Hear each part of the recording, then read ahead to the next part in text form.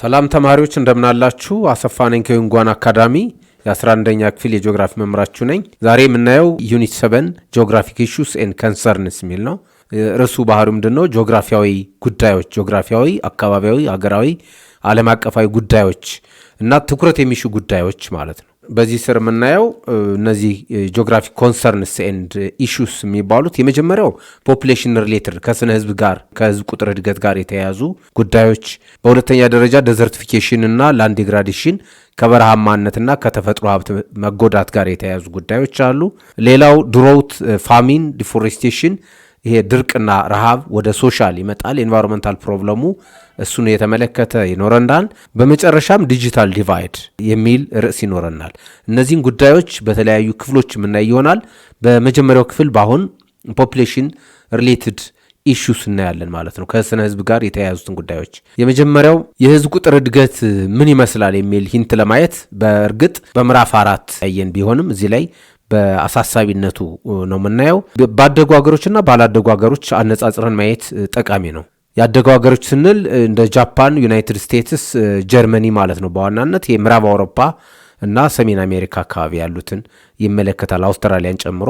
ያላደጉት ሀገሮች ደግሞ አብዛኛዎቹ የአፍሪካ፣ የላቲን አሜሪካና የደቡብ ምስራቅ ኤሽያ ሀገሮች እንደ ኢትዮጵያ፣ እንደ ህንድ፣ እንደ ብራዚል የመሳሰሉ ዴቨሎፒንግ ሀገሮች ይባላሉ።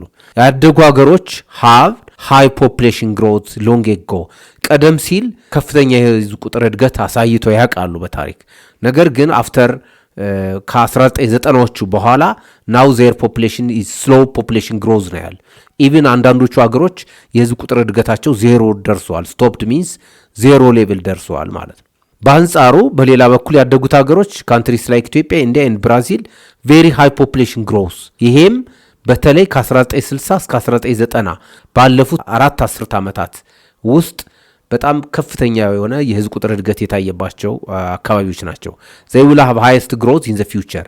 ፕሮጀክሽኑም የሚያሳየው የወደፊት ትንበያው አሁን አዝማሚያው የሚያሳየው የዓለም ህዝብ ቁጥር እድገት በጣም እየጨመረ የሚሄደው በታዳጊ ሀገሮች የህዝብ ቁጥር እድገት ምክንያት ነው ማለት ነው። ያደጉ ሀገሮች የህዝብ ቁጥር እድገት ሲደመር ያላደጉ ሀገሮች የህዝብ ቁጥር እድገት ወይም ታዳጊ ሀገሮች ስለሆነ ዓለም እንዳለም የሚገልጸን የዓለም የህዝብ ቁጥር እድገት እየጨመረ የሚሄደው በዚህ ምክንያት ይሆናል ማለት ነው። እንግዲህ በተለይ በታዳጊ ሀገሮች እያልን ነው። በተለይ ኢን ዴቨሎፒንግ ካንትሪስ በታዳጊ ሀገሮች የህዝብ ቁጥር እድገት እየጨመረ በሚሄዱ ኮንሰርን ሆኗል። ቻሌንጅ ፕሮብለም ሆኗል ማለት ነው ባጭሩ። የመጀመሪያው ችግር ኢንቫይሮንመንታል ቻሌንጅ ነው፣ አካባቢያዊ ችግሮች ነው። በሱ ስር የምናየው ላንድ ዲግራዴሽን ነው፣ የመሬት የተፈጥሮ ሀብት መጎዳት ነው። ለምሳሌ ሶይል ቢካምስ ፑር ፎር ፋርሚንግ ሚንስ ፑር ሶይል ኳሊቲ፣ የአፈር ፈርቲሊቲው ኦርጋኒክ ኮንተንቱ በባዮሎጂም ትምህርት ሰፊ ግንዛቤ ስለሚኖራችሁ ተማሪዎች ባጭሩ የአፈሩ ለምነትና ምርታማነት መቀነስ ነው። ሁለተኛ ሪሶርስ ዴፕሌሽን ነው፣ የተፈጥሮ ሀብት መመናመን ነው። ወተር ሪሶርስ ይሄ ሪቨርስ፣ አንደርግራውንድ ወተር፣ የከርሰ ምድር ውሃ፣ የገጸ ምድር ውሃ፣ ወንዞች፣ ምንጮች፣ ሐይቆች፣ ባህሮች የመጎዳት የመድረቅ የመበከል፣ ትሪስ ደኖች፣ እንዲሁም ሚኔራልስ የተለያዩ ማዕድናት እየተራቆቱ እያለቁ እየተሟጠጡ ስቶካቸው እያለቀ መምጣቱ መገለጫ ነው ማለት ነው የኢንቫይሮንመንታል ቻሌንጅ። የህዝብ ቁጥር በመጨመሩ ሌላው የሚመጣው ኢንቫይሮንመንታል ቻሌንጅ ኤር ፖሉሽን ነው፣ የአካባቢ የአየር ብክለት ነው። የአየር ብክለት ኮምቢሽን ኦፍ ፎሲል ፊውልስ ጋር ተያዙ የህዝብ ቁጥር በመጨመሩ ምክንያት እንደ ዓለም የሰው ልጅ ለተለያየ ዓላማ በካይ ጋዞችን ወደ ከባቢ አየሩ እየለቀቀ በመሆኑ የአየር ብክለት እየተከሰተ ነው። ሁለተኛው መሰረታዊ ችግር ከህዝብ ቁጥር እድገት ጋር የተያዘው ሶሻል ቼንጅስ ነው። ሶሻል ቻሌንጆች ናቸው፣ ማህበራዊ ችግሮች። ለምሳሌ ፖቨርቲ ኢዝ ቢካሚንግ ራምባንት አክሮስ ዘ ወርልድ፣ ኮመን እየሆነ ነው። በጣም ብዙ የዓለማችን ክፍሎች ድህነት፣ የከተማም የገጠርም ድህነት እየጨመረ ነው የመጣው በህዝብ ቁጥር እድገት ምክንያት። ሁለተኛ ማልኒውትሪሽን ነው፣ የተመጣጠነ ምግብ ማግኘት አለመቻል፣ የተመጣጠነ ፉድ ኢንሴኪዩሪቲ የምግብ ዋስትናን ማረጋገጥ አለመቻል። ሁለቱ ማልኒውትሪሽን ማለት ኖት ሃቪንግ ኢነፍ ፉድ ነው፣ በቂ ምግብ ለአንድ ጤናማ ሰው በካሎሪ ነው የሚለካው። በነገራችን ላይ ይሄ አንድ ጤናማ ሰው እንደ ዓለም ጤና ድርጅት 2100 ካሎሪ ፐርደይ ያስፈልገዋል። ያንን ሊያስገኘው የሚችል በቂ ምግብ ማግኘት አለበት፣ አለበለዛ ማልኒውትሪሽን ነው፣ የተመጣጠነ ምግብ አላገኘም። ፉድ ሴኪዩሪቲ ሶስተኛው ከስነ ህዝብ ቁጥር እድገት ጋር ተያይዞ የሚመጣው ቻሌንጅ ወይም ችግር አርባን ቻሌንጅ ነው። ከተሞች አካባቢ የሚፈጠረው ነው። ከተሞች አካባቢ የሚፈጠረው ችግር ፖፑሌሽን ፕሬዠር ነው፣ የህዝብ ጫና ነው። ፖፑሌሽን ፕሬዠር ይፈጠራል። ያ ማለት አካባቢ ከሚሸከመው በላይ አካባቢው ወይም ከተሞች በተለይ ለምሳሌ ኢትዮጵያ ውስጥ ከተሞች በፍጥነት እያደጉ ነው ያሉ። በእርግጥ አብዛኛው የኢትዮጵያ ህዝብ በግብርና የሚተዳደር ቢሆንም ከተሞች በከፍተኛ በ5% ፐር ይር ከፍተኛ ፍጥነት ነው እያደጉ ነው ያሉት። ስላምስ ኤንድ ስኳተርስ፣ ስለምስ ማለት መሰረታዊ ፍላጎት መሰረተ ልማት ያልተሟላላቸው። ለምሳሌ እናንተ የምትኖርበት ከተማ ብታስታውሱ ሁሉም አካባቢ እኩል የለማ አይደለም። ሁሉም ቀበሌዎች፣ ሁሉም ክፍለ ከተሞች፣ አንዳንድ አካባቢ ስታዩት መንገድ በደንብ ያልተሟላለት፣ ውሃ መብራት ያልተሟላላቸው አሮዬ ሰፈሮች ማለት ነው። ስላምስ በቂ በጀት የለውም ማለት ነው ከተማው። ስኳተር ሴትልመንትስ ደግሞ ህገወጥ ሰፈራዎች ናቸው። ህገወጥ የገበሬ ማሳዎች ላይ፣ ደኖች ላይ የቡና እርሻ፣ የግብርና ማሳ እርሻ የነበሩ ቦታዎች ወደ መንደር ይቀየራሉ። እነሱ ደግሞ ችግሮች ናቸው። ሌላውና ዋናው ከተሞች ላይ የሚፈጠረው በህዝብ ቁጥር እድገት ምክንያት ሃውሲንግ ሾርቴጅ ነው፣ የመጠለያ ቤት እጥረት ነው። የቤት ኪራይ መወደድ፣ የመጠለያ እጥረት። አብዛኛው የከተማ ነዋሪ የራሱ ቤት አይኖረው። የትምህርት ተቋማት መጣበብ ወይም ደግሞ የሚሰጠው ትምህርት ጥራት የቀነሰ መሆን፣ የጤና ተቋማት መጣበብ ወይም ደግሞ አብዛኛው የማህበረሰብ ክፍል በቂ የጤና አገልግሎት አለማግኘት። ሌላው ከተሞች አካባቢ የሚፈጠረው ትራፊክ ኤንድ ትራንስፖርቴሽን ፕሮብለም ነው። የትራፊክ የመንገዶች መጨናነቅ፣ የትራንስፖርት ለምሳሌ ታክሲ ለመያዝ ብዙ መቆም ይጠበቅባቸዋል። እንደዚህ አይነት ችግሮች ይፈጠራሉ ማለት ነው። የመጨረሻው ከህዝብ ቁጥር እድገት ጋር ተያይዞ ከሚፈጠሩ ቻሌንጆች ወይም ችግሮች የሚመደበው ኢኮኖሚክ ቻሌንጅ ነው። ኢኮኖሚክ ቻሌንጅ ስንል ምን ማለታችን ነው? እዚህ ላይ ኢንካም ፖቨሪቲ ነው። ገቢ አማካኝ ወርሃዊ እና ዓመታዊ የቤተሰብ ገቢ፣ የግለሰቦች ገቢ ይቀንሳል የህዝብ ቁጥር በመጨመሩ ምክንያት። ኢኒኳሊቲ፣ በዚህ ምክንያት ገቢ ያላቸው አብዛኛውን ሪሶርስ የመጠቀም ኮምፒት የማድረግ አቅም ስለሚኖራቸው፣ አብዛኛው ደግሞ በቂ ገቢ ስለማይኖረው በዜጎች መካከል የሰፊ የሆነ የገቢ ልዩነት ይፈጠራል። ይሄ ልዩነት ደግሞ ጤናማ አይደለም። ሌላ ሶሻል ፕሮብለም ለምሳሌ የወንጀል መስፋፋት፣ ስርቆት ምናምን እንዲስፋፋ ያደርጋል። ኢንካም ኢኒኳሊቲ። ማርጂናላይዜሽን፣ የተወሰነው የህብረተሰብ ክፍል የተረሳ ቤዚክ ኒድ ያልተሟላለት መጠለያ፣ ምግብ፣ የስራ ዕድል፣ የትምህርት፣ የጤና አገልግሎት የማያገኝ የህብረተሰብ ክፍል እንዲፈጠር ያደርጋል ማለት ነው። ተማሪዎች አሁን ለእነዚህ ችግሮች ወይም ቻሌንጆች መፍትሄው ምንድን ነው? ዋት አር ዘ ሪሜዲያል ሜዠርስ ቱ ፖፑሌሽን ሪሌትድ ፕሮብለምስ? ከስነ ህዝብ ቁጥር እድገት ጋር ተያይዞ የሚመጡ ችግሮችን ለመከላከል መደረግ ያለበት በማህበራዊ ዘርፍ ሶሻሊ፣ አንደኛ ካፒታል ሂውማን ካፒታል ዴቨሎፕመንት ነው፣ ሰብአዊ ልማት ማለት ነው። ይሄኛው ዜጎችን ወይም ማህበረሰብን በማስተማር ጤናውን በመጠበቅ የትምህርት፣ የሄልዝ ኬር፣ የስራ ዕድል እንዲያገኝ በማድረግ ካሉ ቻሌንጆች እንዲወጣ ማድረግ ይቻላል። ሌላው ኦልድ ኤጅ ሰፖርት ነው። አረጋውያንን 64 ዓመትና ከዛ በላይ የሆኑ የህብረተሰብ ክፍሎችን ሰፖርት የሚያደርጉ ሲስተሞችን መፍጠር ነው በአንድ ሀገር ውስጥ እና ተያያዡ ደግሞ ፋሚሊ ፕላኒንግ ነው። የቤተሰብ እቅድ አገልግሎት አጠቃቀምን ማስፋት መፍትሄ ነው ማለት ነው። ከኢኮኖሚ አንጻር በኢኮኖሚ ዘርፍ የህዝብ ቁጥር እድገት ችግርን ለመከላከል ኢንቴግሬትድ ሩራል ዴቨሎፕመንት፣ የተቀናጀ የገጠር ልማት ማለት ነው። ለምሳሌ ከከተሞች ወጣ ያሉ ገጠራማ አካባቢዎች የውሃ፣ የመንገድ፣ የትራንስፖርት፣ የገበያ፣ የቴሌኮሙኒኬሽን፣ የመብራት እድል እንዲኖራቸው በማድረግ ድህነቱን የገጠርም የከተማም ድህነት መቀነስ ይቻላል ማለት ነው። ከአካባቢ ጥበቃ አንጻር ኤንቫይሮንመንታሊ ከአካባቢ አንጻር ክላይሜት ቼንጅ አዳፕቴሽን ኤንድ ሚቲጌሽን ስትራቴጂዎችን አዶፕት ማድረግ ነው። የአየር ንብረት ለውጥ ኤር ፖሉሽን ብለን አልቀደም። የህዝብ ቁጥር እድገት እየጨመረ በመምጣቱ ምክንያት ፎሲል ፊውል አጠቃቀም ይጨምራል። ከዛ ኤር ኤንድ ወተር ፖሉሽን ኢንቫይሮንመንታል ዴግራዴሽን ስለሚመጣ ክላይሜት ቼንጅን አዳፕት ማድረጊያ ስትራቴጂዎችን፣ መከላከያ ሚቲጌሽን ስትራቴጂዎችን ህዝብ እንዲጠቀም ማድረግ ነው። ከከተሞች ልማት አንጻር መደረግ ያለበት የህዝብ ቁጥር እድገት ችግሮችን ለመቋቋም ኢንፍራስትራክቸር የመሰረተ ልማት ማስፋፋት ነው። መንገዶችን፣ ትምህርት ቤቶችን፣ ጤና ጣቢያዎችን፣ ህዝብ የሚገለግልባቸው ተቋማዎችን ማስፋት ነው። ሌላው ማይግሬሽን ኮንትሮል ማድረግም እንደ መፍትሄ ሊወሰድ ይችላል። በእርግጥ ይሄኛው አከራካሪ ነው። አንዳንድ ምሁራን ሩራል አርባን ማይግሬሽን የአንድ ሀገር ህዝብ ከገጠር ወደ ከተማ በመፍለሱ ፖዘቲቭ ነው፣ ጥቅም አለው። የገጠሩ ምርታማነት እንዲጨምር ያደርጋል። የተፈጥሮ ሀብት እንዳይጎዳ ይሆናል። ከተሞች ደግሞ በቂ የሰው ኃይል ስለሚያገኙ ምርታማነታቸው ሌበር ያገኛሉ፣ ሰራተኛ የሰው ኃይል ያገኛሉ። ድምር ውጤቱ እድገት ይሆናል የሚሉ ምሁራን አሉ። በሌላ መልኩ ደግሞ ማይግሬሽን ከተሞች ላይ ጫና ስለሚፈጥር እሱ ኮንትሮል መደረግ አለበት የሚሉ ስላሉ አሁን በመፍትሄነቱ እንወስደዋለን ማለት ነው። እሺ ተማሪዎች፣ ከስነ ህዝብ ቁጥር እድገት ጋር በተያያዙ ችግሮችን ዲስከስ እያደረግን ስነ ህዝብ እንግዲህ የአንድ ህዝብ መነሻ ዩኒቱ ፋሚሊ ነው። ፋሚሊ ምንድን ነው፣ ሃውስሆልድ ምንድን ነው የሚሉትን ተርሞች ማየት የስነ ህዝብ ጉዳይን ለመረዳት ይጠቅመናል። ፋሚሊንስ ፒፕል ኮኔክትድ ባይ ብለድ ኦር ሜሬጅ ነው። በደም በቤተሰብ ልጅ፣ አባት፣ እህት፣ ወንድም፣ አያት፣ ቅድመ አያት በመሆን የደም ትስስር ወይም ደግሞ የጋብቻ ትስስር ያላቸው ሰዎች ማለት ነው።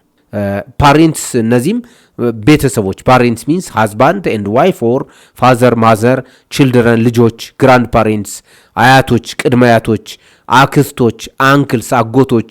የአጎት ልጅ አክስት ልጅም አንድ ቤት ውስጥ ካለ የፋሚሊ ሜምበር ተደርጎ ሊወሰድ ይችላል፣ ምክንያቱም የደም ግንኙነት ስላለው።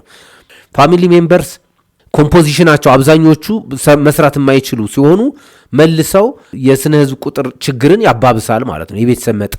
የቤተሰብ መጠን በጨመረ ቁጥር ገቢ ይቀንሳል። የቤተሰብ መጠን በቀነሰ ቁጥር ደግሞ የፋሚሊው ገቢ ስለሚቀንስ የህዝብ ቁጥር እድገት ከሚያስከትለው ችግር አንጻር ግንኙነት አለው። ሁለተኛው ኮንሰፕት ሃውስሆልድ ነው። ሃውስሆልድ ማለት ፒፕል ሼር ሁ ሼር ፉድ ኤንድ ሼልተር ሜይ ኖት ሃቭ ብለድ ሪሌሽን ላይክ ፋሚሊ ማለት ነው። እንደ ቤተሰብ የደም ግንኙነት ላይ ኖራቸው ይችላል፣ ወይም የጋብቻ ግንኙነት የግድ ላይ ኖራቸው ይችላል። ተመሳሳይ መጠለያና ምግብ መጠለያ ሸር የሚያደርጉ የሰዎች በአንድ ግቢ ወይም በአንድ ቤት ውስጥ ሲኖሩ ማለት ነው። ለምሳሌ የዩኒቨርሲቲ ተማሪዎች ዩኒቨርሲቲ ስቱደንትስ ኢን ሬንትድ ሃውስ ቤት ተከራይተው አንድ አፓርታመንት ተከራይተው 5 የዩኒቨርሲቲ ተማሪዎች አንድ ላይ የተረዳዱ ቢኖሩ እሱ ሃውስሆልድ ሊባል ይችላል። ቢኮዝ ዜይ አር ሼሪንግ ፉድ ኤንድ ሼልተር ምግብና መጠለያ ሼር እያደረጉ ስለሆኑ። የሃውስሆልድም ሆነ የፋሚሊ ሳይዝ ሲጨምር ምንን አፌክት ያደርጋል? ኤጁኬሽንን አፌክት ያደርጋል። የጤና አቅርቦትን አፌክት ያደርጋል፣ ይጎዳል ወይም ይቀንሳል። ኮንሳምፕሽን እንዲጨምር ያደርጋል። ኮንሳምፕሽን ሲጨምር ደግሞ ድህነት እንዲጨምር ያደርጋል ማለት ነው። ሴቪንግ አይኖርም፣ ኢንቨስትመንት አይኖርም። ከዚህ አንጻር የፋሚሊና የሃውስሆልድ ሳይዝ የራሱ የሆነ አስተዋጽኦ አለው ማለት ነው። ሃውስሆልድ ሳይዝ አራውንድ ዘ ወርልድ ምን ይመስላል? እንዳለም ስናየው ሃውስሆልድ ሳይዝ የቤተሰብ መጠን ወይም ቁጥር ምን ይመስላል? በሁለት ከፍሎ መታየት ይቻላል። የመጀመሪያው ስሞል ሃውስሆልድስ እና ላርጅ ሳይዝ ሃውስሆልድ ብለን በሁለት መክፈል እንችላለን። ብዙ ጊዜ ስሞል ትንሽ አናሳ ቁጥር ያላቸው ቤተሰቦች የሚገኙት ከ3 በታች በአንድ ቤተሰብ ውስጥ የሚገኘው በአውሮፓ ፋሚሊስ፣ ኖርዝ አሜሪካ ፋሚሊስ፣ ካናዳ፣ ዩናይትድ ስቴትስ፣ ሜክሲኮ ማለት ነው። እዚህ ጋር ላርጅ ሃውስሆልድስ ደግሞ በብዛት የሚገኘው ከ5 ግሬተር ዛን ኦር ኢኳል ቱ 5 ፒፕል ነው። 5 ከዛ በላይ የቤተሰብ አባላት ያለ አፍሪካ ነው። አብዛኛው የአፍሪካ ኮሚኒቲ፣ አብዛኛው የአፍሪካ ማህበረሰብ ላርጅ ሃውስሆልድ ሳይዝ ያለው ነው። መካከለኛው ምስራቅ እነዚህ አብዛኞቹ የአረብ ሀገራት እነ ሳውዲ አረቢያ፣ ዩናይትድ አረብ ኤሚሬትስ ምናምን ነዳጅ አምራቾቹም እንደዚሁ እንደ አፍሪካ ላርጅ ፋሚሊ ሳይዝ ወይም ደግሞ ሃውስሆልድ ሳይዝ ያላቸው ናቸው።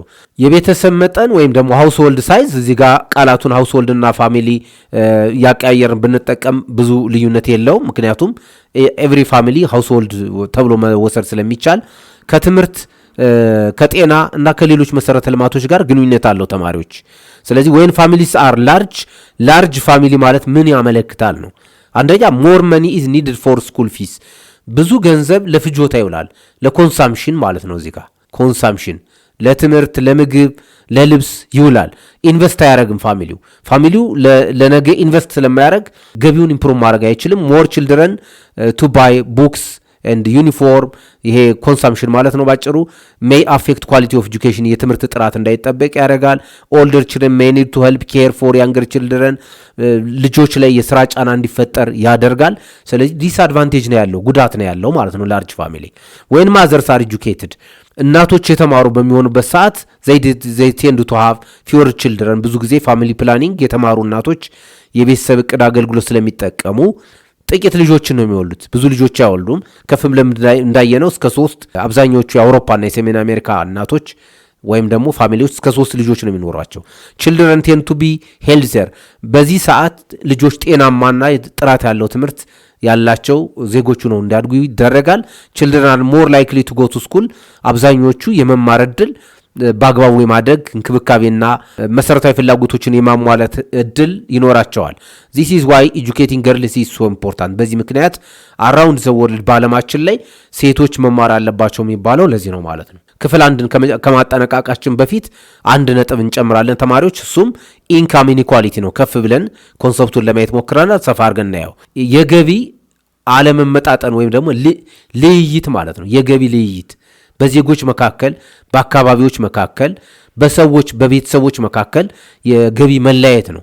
ስሞል ነምበር ኦፍ ፒፕል 16% የሚሆነው የዓለም ሃውስሆልድ 55% የሚሆነውን ሀብት ይዞታል። መኒ ማለት ነው። 55% ከግማሽ በላይ የሚሆነው የዓለማችን ሀብት የተያዘው 16% በሚሆን ሃውስሆልድ ሰዎች ነው። ሞስት 72% የሚሆነው ሰዎች ወይም አብዛኞቹ ሰዎች 1% የሚሆነውን ኢኮኖሚ ብቻ ሼር ያደርጋሉ ማለት ነው።